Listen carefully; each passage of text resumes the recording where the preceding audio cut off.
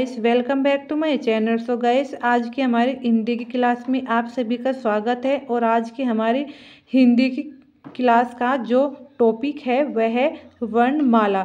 वर्णमाला एक most important topic है और इसमें से 2-3 क्वेश्चन हर एग्जाम में पूछे जाते हैं, तो ये मोस्ट इम्पोर्टेंट है। चलिए इसके कुछ छोटे छोटे कॉन्सेप्ट को समझ लेते हैं। जैसे फर्स्ट है कि हिंदी वर्णमाला में कुल कितने वर्ण होते हैं, तो इसका राइट आंसर 52। अगर हिंदी वर्णमाला में कुल वर्णों की संख्या पूछी गई तो कितना आएगा? 52। ओके गाइस, अगर बात करें स्वर की, हिंदी वर्णमाला में कुल कितने स्वर होते हैं तो 13 स्वर होते हैं। स्वर 13। और ये कुल की है ये बात, अगर कुल पूछा और अगर लेखन के आधार पर पूछा कि लेखन के आधार पर कुल स्वर कितने होते हैं तो भी 13 आएगा। लेकिन अगर उन्होंने पूछा कि हिंदी वर्णमाला में उच्चारण के आधार पर स्वरों की संख्या, तो आप लिखेंगे 10। अगर पूछा गया कि हिंदी वर्णमाला में स्वरों की संख्या, सीधा उन्होंने पूछा, ना ही तो उसमें कुल लगाया, ना ही उच्चारण लगाया और ना ही लेखन लगाया। उन्होंने पूछा कि हिंदी वर्णमाला में स्वरों की संख्या, तो आप लिखेंगे 11। आई होप आपको ये छोटी सी बात समझ में आ गई होगी। अब बात करते हैं कि हास्य स्वर कितने होते हैं। हास्य स्वर 4 होते हैं। कौन से? ए, छोटी, छुटाऊ और रीरी। ये हास्य स्वर 4 होते हैं। इसके बाद जितने स्वर बच जाते हैं वो दीर्घ स्वर कहलाते हैं। दीर्घ स्वर ये बहुत एग्जाम में आते हैं कि हास्य स्वरों की संख्या 4, दीर्घ स्वरों की संख्या 7। बाद के जो अंग और अह रहते हैं वो हमारे कौन से स्वर होते हैं? ये न तो स्वर है और न ही व्यंजन है। ये ना तो स्वरों की गिनती में आते हैं और न ही व्यंजन की। तो अगर पूछा गया स्वरों की संख्या 13, इसमें से दीर्घ स्वर 7 है और हास्य स्वर 4 है, और ये अंग और अह ये ना स्वर है और ना ही व्यंजन है, ये अनुस्वर है। इसमें जो बात करते हैं अंग की, अंग क्या है? ये अनुस्वर है। और अह क्या है? विसर्ग आता है ये। ठीक है, तो अब मैं फिर से इन शॉर्ट में समझाते हैं कि हिंदी वर्णमाला में कुल वर्णों की संख्या 52, उच्चारण के आधार पर स्वर की संख्या 10 और हिंदी वर्णमाला में स्वरों की संख्या 11, कुल वर्ण और लेखन के आधार पर स्वर होते हैं 13, हास्य स्वर 4, दीर्घ स्वर 7। तो चलिए हम आज की क्लास को अब शुरू करते हैं। भाषा की सबसे छोटी इकाई वर्ण होती है। वर्ण से ही मिलकर के स्वर बनता है और वर्ण ही व्यंजन होते हैं, इन्हीं से मिल करके शब्द बनते हैं। क्वेश्चन नंबर 2, वर्णमाला किसे कहते हैं? शब्दों के समूह को, वर्णों के संलग्न को, शब्द गणना को, या फिर वर्णों के व्यवस्थित समूह को? तो राइट आंसर ऑप्शन डी, वर्णों का व्यवस्थित समूह कौन सा होता है? जैसे ए, आ, ई, बड़ी। तो ये अगर व्यवस्थित है, क्रम से है इनका अपना एक समूह, तो ये क्या हुए? वर्णों के व्यवस्थित समूह को वर्णमाला कहते हैं। क्वेश्चन नंबर 3 है कि निम्नलिखित में से कंठे ध्वनि कौन सी है? क, ख, य, र, च, छ या ट, न? तो गाइस, कंठे ध्वनि, तो उच्चारण की बात करें तो कंठ ध्वनि है हमारी कै, जो हमारी कै वाली लाइन है वो हमारी कंठ ध्वनि होती है। कै कै गे गे अंगे, जो ये कै वाली लाइन है ये क्या है? कंठ ध्वनि। तो right answer option A. Question number 4,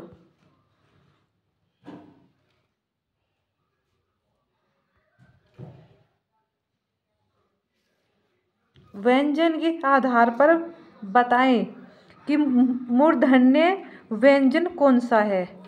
मूर्धन्य तो टैट है वाली लाइन, टैट है, हाँ, तो टैट है वाली लाइन, जो भी टैट है डेड है अने वो वाली होती हैं वो मूर्धन्य होती है। तो टैट है डेड है ये है, तो ऑप्शन सी मूर्धन्य टैट है डेड है, तो option C is the right answer. Next, निम्नलिखित में से अल्पप्राण वर्ण कौन से हैं? सो गाइस, एक तो होता है अल्पप्राण, एक होता है महाप्राण।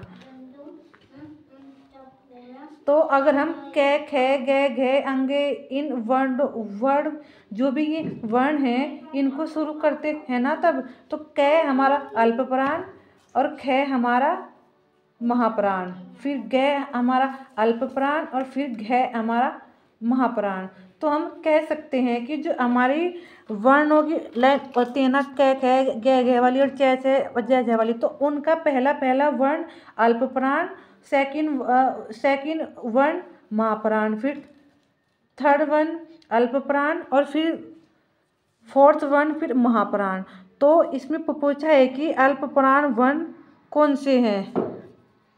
तो कै खे अल्पप्राण, तो अल्पप्राण से शुरू होता है, तो कै अल्पप्राण है, खे महाप्राण, फिर गे अल्पप्राण है। तो right answer B, option B, option B is the right answer. अल्पप्राण है कै और गे। नासिक्य व्यंजन कौन सा है?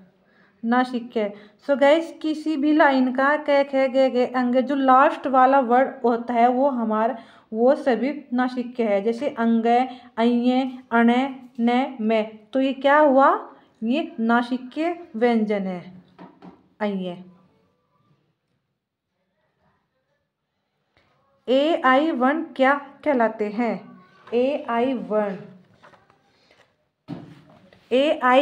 कंठ तालु कहलाते हैं, कंठ तालव्य। तो ये वाला आपको याद करना पड़ेगा कि ये कौन सा होता है। AI वर्ण क्या कहलाते हैं? कंठ तालव्य। तो राइट आंसर ऑप्शन डी। ये इम्पोर्टेंट है, अक्सर आ जाता है। क्वेश्चन नंबर 8, हिंदी वर्णमाला में अयोगवाह्य वर्ण कौन से है? सो गाइस, अयोगवाह्य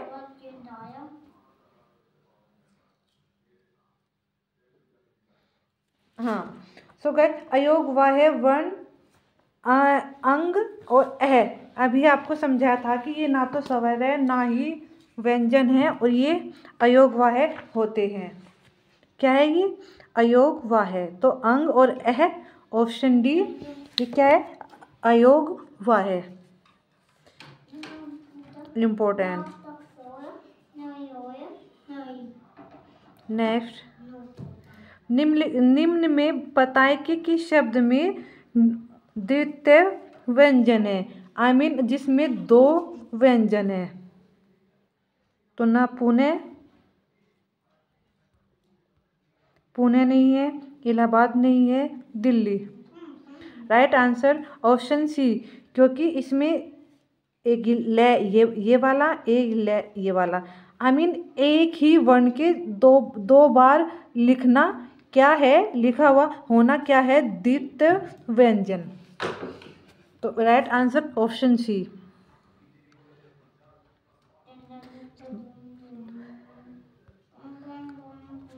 शय है, पेट पटा से छोटा शय है, कौन सी व्यंजन कहलाते हैं? तो गाइस, जिनमें शय होता है में कौन से वर्ण होते हैं? एक सेकंड गाइस।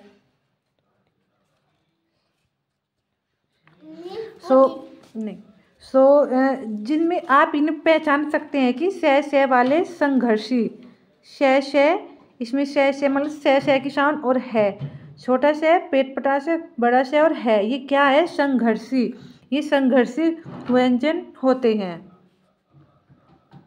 नेक्स्ट, निम्नलिखित में से बताएं कि नवीन विकसित ध्वनियाँ कौन सी है? नवीन विकसित ध्वनियाँ कौन सी है?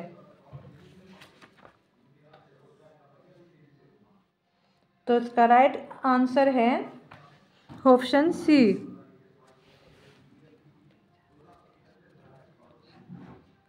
सॉरी, ऑप्शन ए ख और ग।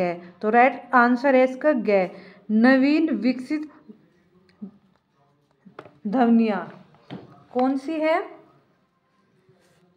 ऑप्शन ए ख और ग। नेक्स्ट है, निम्नलिखित में से कौन सा घोष वर्ण है? तो जैसे अल्पप्राण महाप्राण होते हैं, ऐसे ही घोष अघोष होते हैं। तो जो शुरू वाले वर्ड होते हैं ना, शुरू वाले दो वर्ण होते हैं हर लाइन का, जैसे क ख ग घ अंग, च छ ज झ और है, ऐसे ही ट ठ डेड है। तो जो ये शुरू वाले दो लाइन होगी, शुरू वाले दो वर्ण हर लाइन का, ये होंगे घोष। इन्हें घोष को ही सघोष भी कहते हैं। तो जो ये शुरू वाले होते हैं ना, इन्हें तो कहेंगे घोष या फिर सघोष, और जो बाद के ये तीन बच जाते हैं, ये होते हैं अघोष। ऐसी ये अल्पप्राण महाप्राण, अल्पप्राण महाप्राण, अल्प महा। आई होप आप समझ गए होंगे। जब आप अपनी नोटबुक पर लिख करके इनकी प्रैक्टिस करेंगे तो आप समझ जाएंगे। इन्होंने कहा है कि इनमें से घोष कौन सा है, वर्ण है। तो शुरू के तो अघोष हो गए, शुरू के तो क ख वाले तो अघोष नहीं है, च छ भी नहीं है, तैत है भी नहीं है, तो मैं है। तो मैं क्या है? अघोष, सॉरी घोष और सघोष एक ही है। तो राइट आंसर ऑप्शन सी। निम्न में से अमानक वर्ण है। अमानक वर्ण, ऑप्शन बी घ। घ क्या हुआ? घ अमानक वर्ण है। क ख ज फ ध्वनियाँ किसकी है? तो क ग ज फ ये अरबी फारसी ध्वनियाँ हैं, अरबी फारसी। तो right answer option B.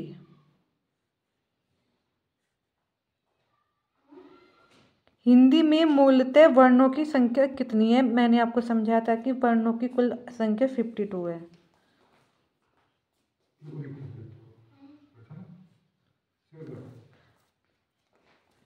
Akshay ध्वनि किसके अंतर्गत आती है?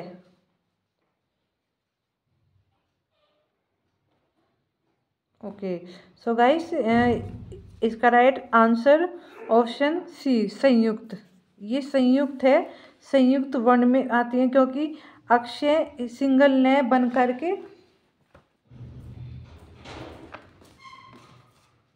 ऐसे बना है। ये अक्षय जो बना होता है कि ये एक वर्ण का एक वर्ण से मिल करके नहीं बना है। ये स्वर किस किस बना है अभी समझाते हैं आपको। जो अक्षय है ये बना है, अगर हम इसके टुकड़े करें तो आधा क प्लस पेट पटास है। ये मोस्ट इम्पोर्टेंट है, इसके टुकड़े भी पूछ लेते हैं कि अक्षय किस ध्वनि से मिल करके बना है, तो इसलिए ये संयुक्त वर्ण है। संयुक्त वर्ण कौन कौन से होते हैं? ऑप्शन सी है इसका आंसर, ऑप्शन सी। लेकिन ये कौन कौन से होते हैं? अक्षय, एक शर है ये वाला, और एक तरह, और एक यज्ञ।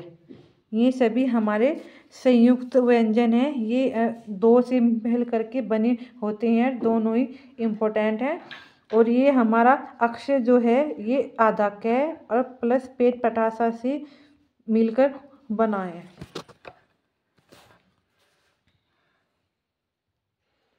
हिंदी शब्दकोश के अक्षर का क्रम किस वर्ण के बाद आता है? देखा मैंने आपको अभी अभी समझाया था कि हाँ, इसमें जो अक्षर का क्रम है वो किसके बाद में आता है? तो कै के बाद में। तो राइट आंसर ऑप्शन ए, कै। आधा कै होता है ना इसमें, आधा कै और आधा कै हलंत वाले अक्षर आधे अक्षर होते हैं प्लस पेट पटास है। तो ये क्या हुआ? कै। अक्षर का क्रम किस वर्ण के बाद आता है? तो कै के। Option A. यज्ञ वर्ण किस वर्णों के संयोग से बना है? Most important. तो जो यज्ञ है ना, तो वो आधा जय प्लस अय इससे मिल करके बना है। तो राइट आंसर ऑप्शन बी। हलंत वाले आधे होते हैं और जो ये संयुक्त वर्ण है ये दो संयुक्त दो के जुड़ने से बना है। जो इसमें शुरू का होगा वो हलंत वाला आधा होगा और बाद का पूरा होगा। तो ये यज्ञ है तो ये आधा जय प्लस अय। Option B. अघोष वर्ण कौन सा है? जो शुरू के होते हैं वो सब क्या होते हैं? अघोष, बाद के सघोष।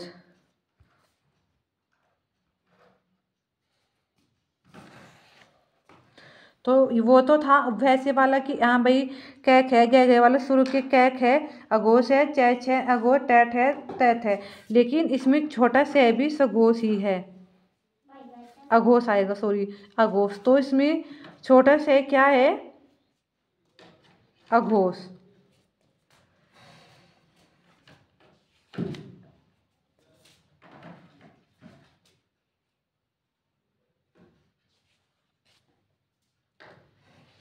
हाँ, क्या हुआ? छोटा से अघोष। तो इसका right answer option D. Next, घ का उच्चारण स्थान क्या है? कैक है, गे, घ। तो ये घ है तो ये कैक है वाली है, तो इसका कंठ है। क्या है? कंठ है। तो right answer option B. So guys, ये आज के हमारे वर्णमाला के 20 क्वेश्चन थे। आज की क्लास आपको कैसी लगी कमेंट करके जरूर बताएं। अगर आप कहोगे तो मैं इसके और क्वेश्चन भी प्रैक्टिस के लिए ले आऊँगी। तो प्लीज़ मुझे कमेंट करके जरूर बताएं कि मैं इसका पार्ट 2 बनाऊँ या नहीं बनाऊँ।